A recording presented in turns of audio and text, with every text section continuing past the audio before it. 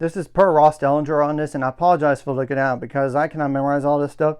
The NCAA Football Oversight Committee voted today to support a single transfer portal in January.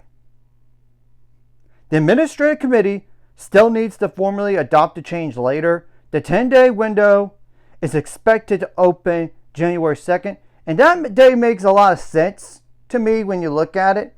Most of the bowl games are done before then. And I know there's still a few on January 2nd. I know. And there's obviously the college football playoff, like semifinals and the championship game. But that's totally different. This would be a lot less chaos, I would say, instead of having two transport windows, just the one. And it will make it a lot easier for the coaches. And I have to think the coaches are in favor of this, because their job is already stressful enough already. Give them a little less stress. Instead of two transport windows, just the one. Instead. And before this announcement, the transporter window anyway was from December 8th through December 27th, both at the FBS and FCS level after the season is over. And then there's a spring transport window of April 16th through 25th. So now it's just down to one. But to wait and see when it's formally changed and it finalized and all this. But I think it's a step in the right direction for the sport. One, to make it easier for the coaches and make it easier for the players to know who their teammates are right after spring. And I get there are some additions that could occur as freshmen or JUCO in the summer period, but that's totally understandable and different in all this.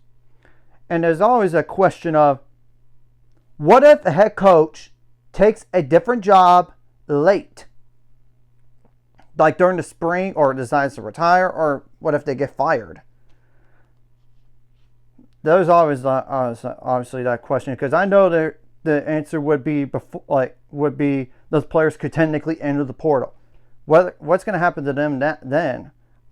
It's either what I said, they could still technically enter, or they're going to just stick around for 1 year and then possibly leave. We'll have to wait and see how they're going to address that situation, because that is a special case. Anyway, we have to also wait and see, as y'all probably seen right now, a group of athletes headlined by two Vanderbilt football players has filed a class action lawsuit to challenge NCAA eligibility and allow athletes 5 seasons of eligibility instead of 4 in a redshirt year. Whether or not it's going to grandfather in for those student athletes that only played 4 years of college already and all this, or they're going to just apply it in a year from now. We'll have to wait and see, because that does impact a lot of rosters and a lot of rosters in the entire country. And what if an athlete has 2 years that their both season-ending injuries are less than 4 games? So what's going to happen then? Will they get a 6th year of eligibility? I don't know.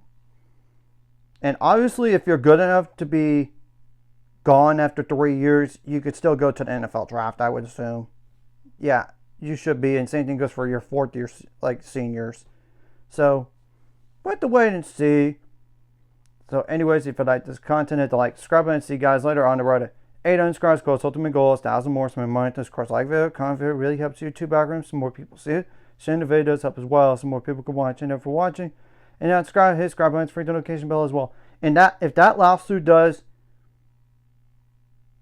favor those athletes, I am all for play for 5 years straight up.